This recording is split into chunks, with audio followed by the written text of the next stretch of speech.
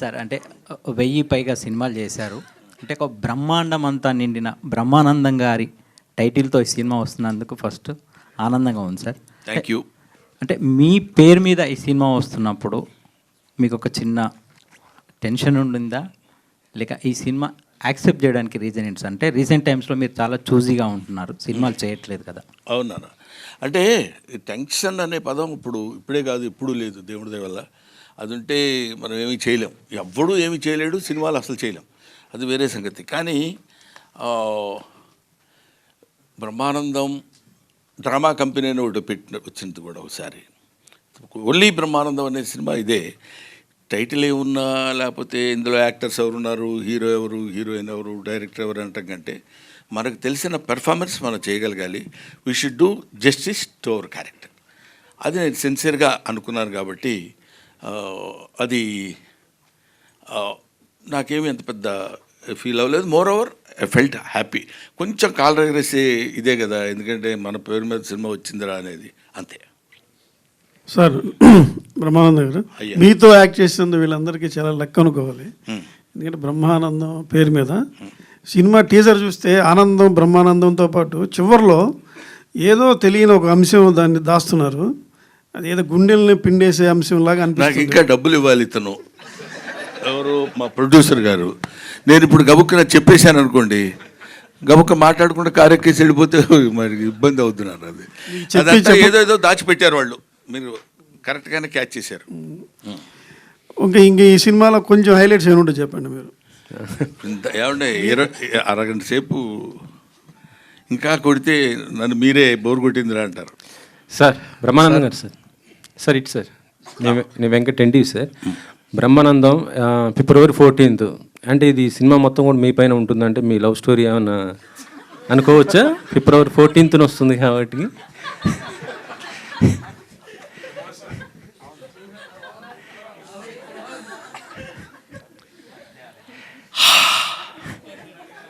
వెంకటరెడ్డి గారు, మీరు నేను మాట్లాడుకోవాల్సిన మాటలా?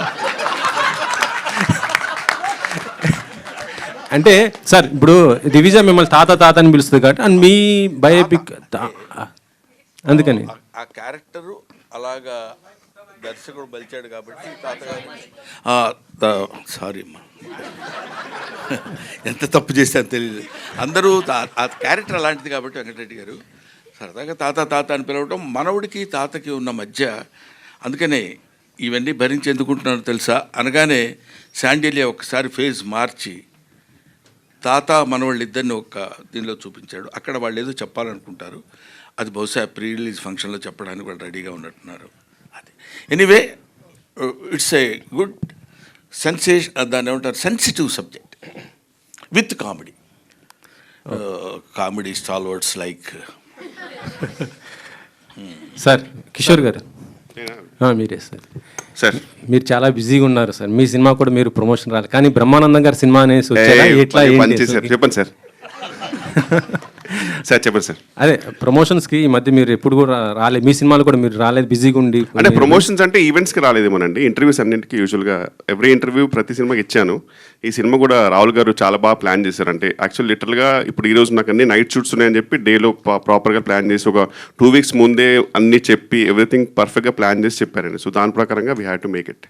అంటే ఈ మధ్య దానిపైన మీ ప్రమోషన్స్ కొద్ది దూరంగా ఉన్నారనేసి వినిపించింది. అందుకోసం దూరంగా సార్, నాకు ఫస్ట్ ఆఫ్ ఆల్ ఒక స్టేజ్ మీద మాట్లాడడం అంటే నాకు ఇంట్రోవర్ట్ని, స్టేజ్ ఫియర్. నిజమండి అది. ఎందుకంటే ఇప్పుడు మాట్లాడిన తర్వాత ఇంత చలిలో కూడా చెమటలు పెట్టిపోయింది. యా, సో అలాగైపోయాడు. ఇంటర్వ్యూస్ అనుకోండి సార్, అంటే మనం ఐ కెన్ గివ్ అంటీన్ ఇంటర్వ్యూస్, బట్ స్టేజ్ ఫియర్ కొంచెం ఉంది అంతే. చెప్పండి సార్. ఒకటి రెడ్డి గారు ఏంటంటే, స్టేజ్ మీద మన గురించి ఎవరైనా పొగుడుతూ మాట్లాడారనుకోండి, మనం ఏ ఎక్స్ప్రెషన్ వాళ్ళో తెలీదు. మీ అసలు కామెడీ లెజెండ్ అంటున్నారు అనుకో, ఎస్ అనాలా, లేకపోతే వినయంగా ఇలా అనాలా, ఏం చేయాలో తెలీదు. అటువంటివన్నీ కొన్ని ఎస్కేప్ అవ్వాలంటే కొన్నిటికి కొంచెం దూరంగా ఉండటం బెటర్ ఏమో. దొరికిపోతూ ఉంటాం చూడండి మనకి. అది గౌతమ్ గారు, అలా అండి. ఇద్దరు లెజెండరీ కమెడియన్స్, మీ నాన్నగారు ఇటు కిషోర్ గారు, వాళ్ళతో చేయటం అంటే మీకు కొద్దిగా కష్టమే కదా, ఎలా? 100% అంటే ఫస్ట్ టైం చెప్పినప్పుడే నాకు చిన్న భయం స్టార్ట్ అయిందండి. అంటే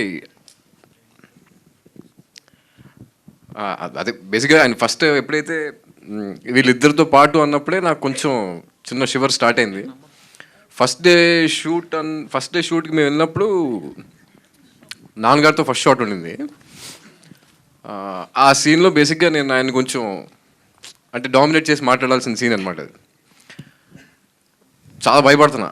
అంటే ఇప్పుడు నేను ఆయన్ని ఎదురుగా ఫేస్ చేసి ఇంట్లో పర్సనల్గా ఉన్నప్పుడు మా ఇద్దరి ఆ టైమింగ్ అది వేరే ఉంటుంది, మేము మాట్లాడుకుంటాం నవ్వుకుంటాం అంతే వేరే. బట్ కెమెరా ముందు యాక్షన్ అనేటప్పుడు చిన్న షివర్ స్టార్ట్ అయింది. తర్వాత ఒకసారి పిలిచారు వ్యాన్లోకి పిలిచి ఎవరే నీ డైలాగ్స్ చెప్పరా అన్నారు. చెప్పా, సరిపోట్ల వాల్యూమ్ పెంచు అన్నారు. చెప్పా, సరిపోట్ల ఇంకా లౌడ్ అన్నారు.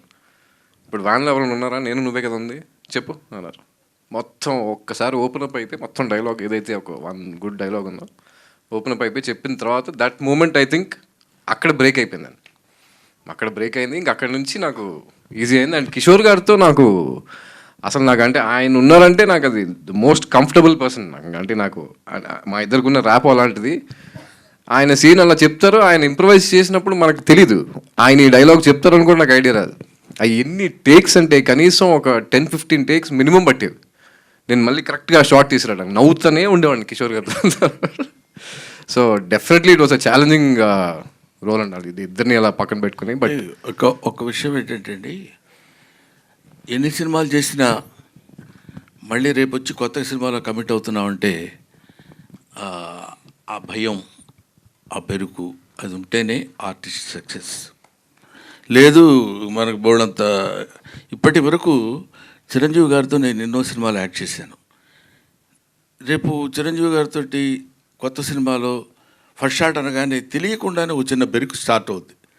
ఆ షాట్ అయిపోయి తర్వాత బాగుందని అందరూ రిలీఫ్గా ఉంటే వచ్చే ఇది వేరు. బట్ అది దాన్ని బెరుకు అనటం కంటే మనల్ని మన సెల్ఫ్ సపోర్ట్, అది that helps us a lot.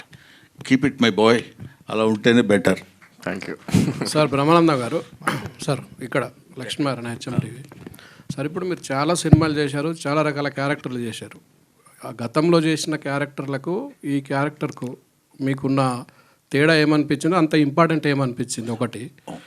ఒకటి చెప్తాను తర్వాత చెప్పండి. ఒకటేంటంటే ఈ మిగతా క్యారెక్టర్స్లో కూడా తాతలాగా ఎక్కడ బహుశా నేను చేసి ఉండను character. This is first time brother. దానికి తోడు తాతలా చేయడం అంటే ఈ క్యారెక్టర్కి తాతలా చేయడం ఒక చిన్న సర్ప్రైజ్.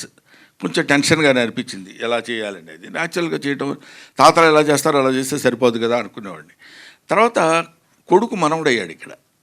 అక్కడ కొంచెం జాగ్రత్తగా చూస్తూ కొంచెం కేర్ తీసుకొని చేయాల్సిన అవసరం వచ్చింది. బట్ నంబర్ ఆఫ్ క్యారెక్టర్స్ చేసిన ఏ క్యారెక్టర్ మనం చెప్పడానికి ముందు ఒక దాన్ని ఏమంటారు, ఆ బిగినింగ్.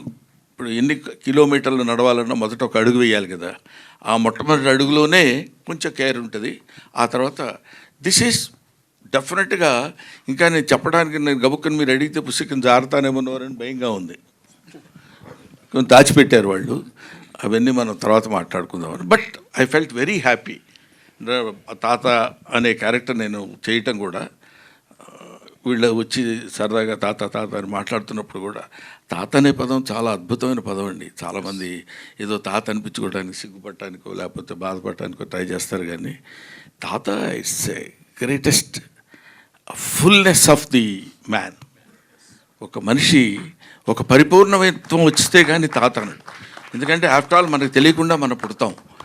మనం పుట్టిన తర్వాత మనకి పిల్లలు పుడతారు. మనకి పిల్లలు పుట్టిన తర్వాత మనం మన పిల్లల్ని ఎలా చూసామో మన పిల్లలు వాళ్ళ పిల్లల్ని ఎలా చూసినప్పుడు థర్డ్ జనరేషన్ వాడు మన దగ్గరకు వచ్చేసి నీకేం తెలియదు తాత, చెప్తే వినవేంటి నువ్వు అని మనవడు అంటున్నప్పుడు మన యాక్సెప్టెన్స్ అందంగా ఉంటుంది. అక్కడ వాడు తాత అని పిలిచి మా మనవడు ఉన్నాడు, నీకు తెలీదు, నువ్వు బొమ్మలు వేస్తావు కానీ ఇలా కాదు, ఇప్పుడు లేటెస్ట్గా వచ్చింది తెలుసా ఇది అని వాడేదో 4 గీతలు గీసి చూపిస్తాడు.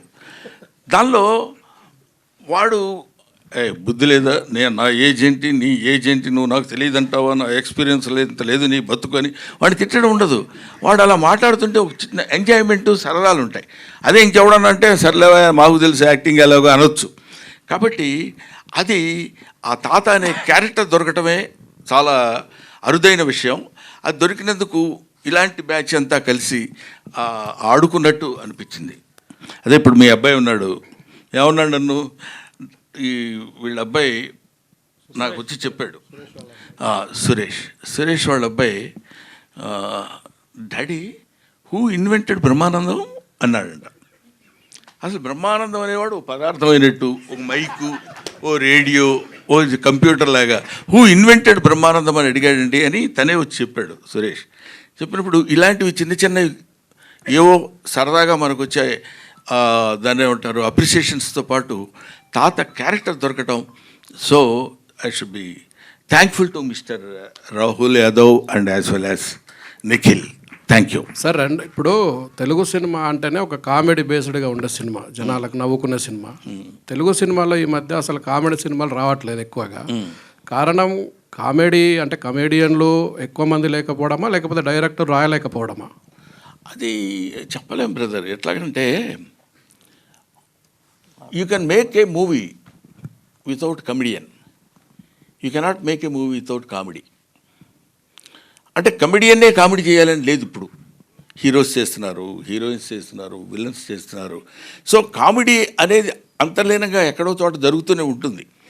సరే, ప్రత్యేకంగా మీరు అడిగిన దానికి మా గురువుగారు జంజాల గారు వాళ్ళు ఉన్నప్పుడు కామెడీ బేస్డ్ మీద రాయలంగి నరసింహారావు గారు కానీ, లేకపోతే వంశీ గారు, వీళ్ళందరూ, కృష్ణారెడ్డి గారు, ఈవి సత్యనారాయణ గారు, వీళ్ళందరూ కామెడీకి ఎక్కువ ప్రాధాన్యత ఇచ్చి చేసిన రోజులు ఉన్నాయి.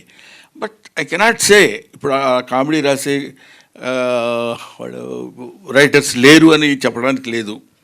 అవి ఎందుకు రాలేదు, రీజన్స్ లేదు. దాని మీద పెద్ద రీసెర్చ్ కూడా చేయలేదు.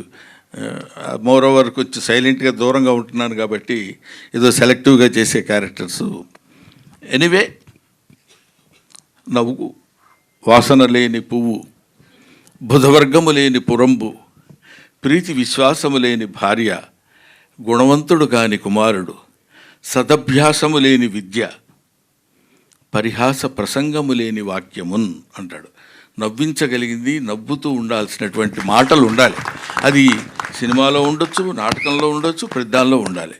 అటువంటిది మిస్ అవ్వటం అనేది బహుశా ఎక్కడా ఉండదు. మానవుడు పుట్టినప్పుడే నవ్వు అనేది పుట్టింది. అది మనం నవ్వినా నవ్వకపోయినా మన వెనకాల పడి వస్తూనే ఉంటుంది. ఏమంటావు బ్రదర్?